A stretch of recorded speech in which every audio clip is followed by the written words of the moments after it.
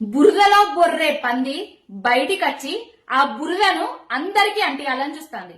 ఆ పంది ఎవరో అర్థమైంది కదా, మన బడివే గుంపు మేస్త్రి.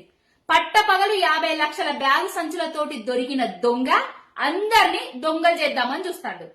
తెలంగాణ గడ్డ కోసం కలబడ్డ నాయకుడు బాపు కేసీఆర్ గారికి, తెలంగాణ గడ్డ కోసం నిలబడ్డ నాయకుడు బాపు కేసీఆర్ గారికి, తెలంగాణ రాష్ట్రం కోసం తన ప్రాణ త్యాగానికి సైతం సిద్ధపడ్డ నాయకుడికి నోటీసులట.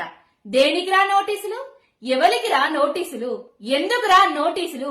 నీ చాతగానితనాన్ని కప్పిపుచ్చుకునేతందుకు, నీ కాంట్రాక్టులు, నీ కుంభకోణాలు బయటకు రాకుండా ఉండేతందుకు, అక్కడెక్కడనో దోసుకున్న పైసలు దాచుకోవడానికి పోయి ఇక్కడ తెలంగాణ కోసం కొట్లాడిన నాయకుల మీద నోటీసుల పేరుతోటి బెకిలి రేతలు, మకిలి చేష్టలు చేస్తున్నావు. ప్రతిదీ ప్రజలు గమనిస్తున్నారు.